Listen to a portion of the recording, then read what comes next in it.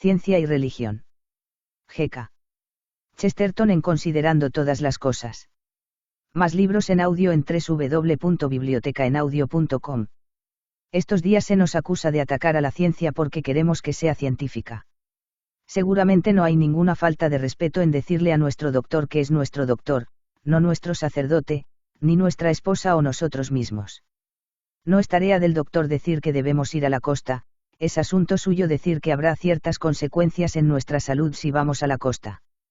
Después de eso, obviamente, nos toca decidir a nosotros. La ciencia es como una simple suma, o es infalible o es falsa. Mezclar ciencia y filosofía solo produce una filosofía que ha perdido todo su valor ideal y una ciencia que ha perdido todo valor práctico. Quiero que mi médico de cabecera me diga si este u otro alimento me matará. Le toca a mi filósofo de cabecera decirme si debo morir. Me disculpo por afirmar todas estas verdades tan obvias. Pero la verdad es que acabo de leer un grueso folleto escrito por un grupo de hombres altamente inteligentes que parecen nunca haber escuchado ninguna de estas verdades en sus vidas. Aquellos que detestan al inofensivo escritor de esta columna son generalmente reducidos en un último éxtasis de cólera a llamarlo brillante, lo cual en nuestro periodismo hace mucho que se volvió una mera expresión de desprecio. Pero me temo que incluso esta desdeñosa frase me honra demasiado. Cada vez me convenzo más y más de que sufro, no de una impertinencia llamativa, sino de una simplicidad al margen de la imbecilidad. Pienso más y más que debo ser muy torpe y que todos los demás en el mundo moderno deben ser muy listos. Acabo de leer esta importante recopilación, enviada a nombre de un grupo de hombres por quienes tengo un alto respeto, llamada Nueva Teología y Religión Aplicada. Y es literalmente cierto que he leído columnas enteras sin saber de qué estaban hablando. O deben estar hablando sobre alguna religión bestial y oscura en la que fueron criados, y de la cual ni siquiera he escuchado, o entonces deben estar hablando de alguna radiante y cegadora visión de Dios que han encontrado, la cual yo nunca he encontrado, y que por su propio esplendor enreda su lógica y confunde su habla.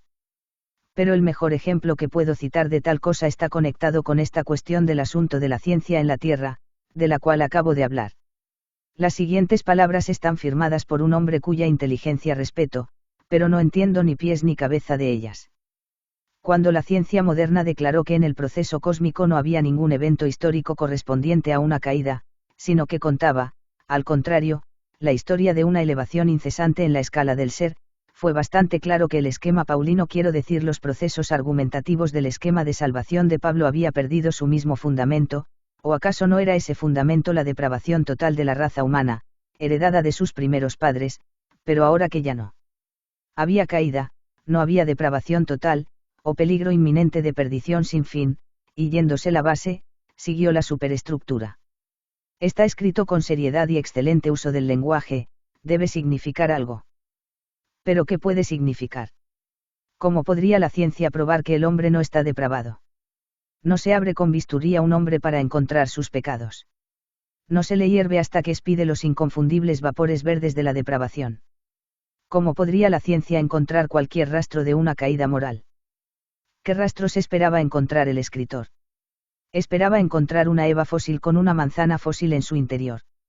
Suponía que la historia le guardaría el esqueleto completo de Adán junto a una descolorida hoja de higo. El párrafo entero que he citado es simplemente una serie de oraciones inconsecuentes, todas ciertamente falsas por ellas mismas y todas ciertamente irrelevantes entre ellas. La ciencia nunca dijo que no podía haber una caída. Podrían haber sido 10 caídas, una encima de la otra, y sería bastante consistente con todo lo que sabemos por la ciencia. La humanidad podría haber empeorado moralmente por millones de siglos y esto de ninguna manera habría contradicho el principio de la evolución.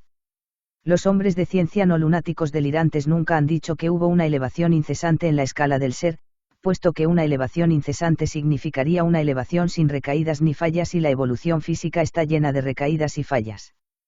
Ciertamente han habido algunas caídas físicas, podría haber cualquier cantidad de caídas morales.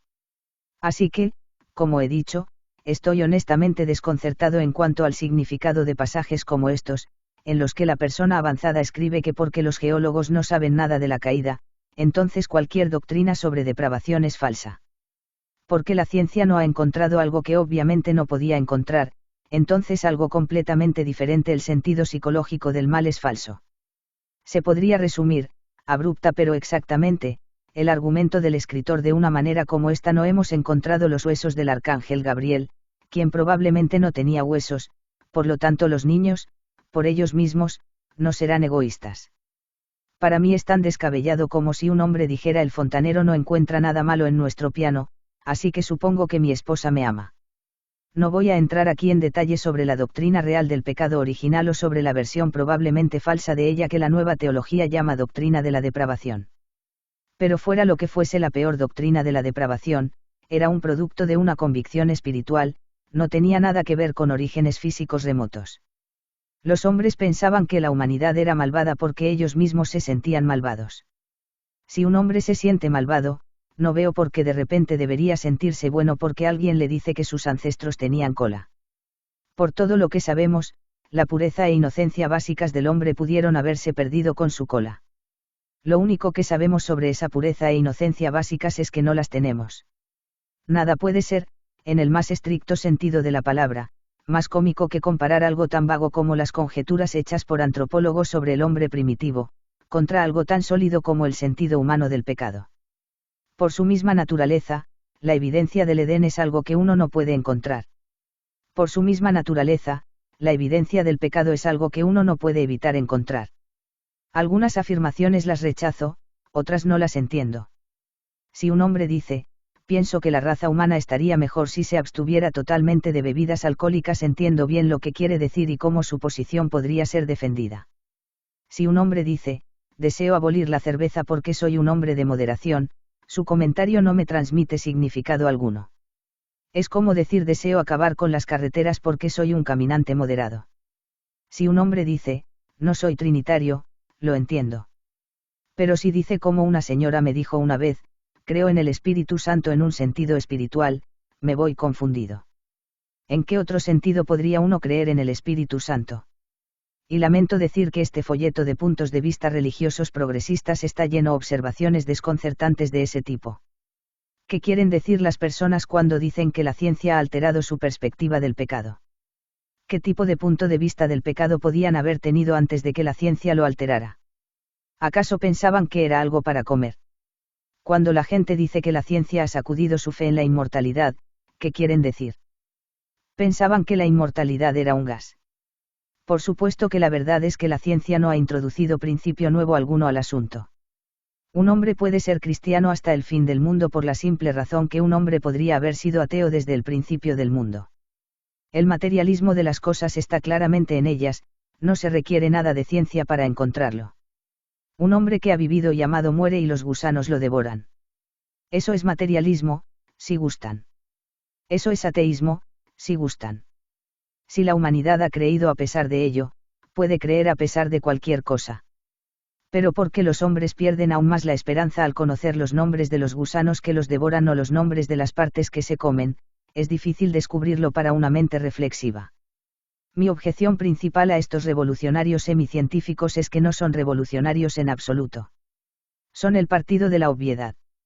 No sacuden a la religión, parece que la religión los sacude a ellos.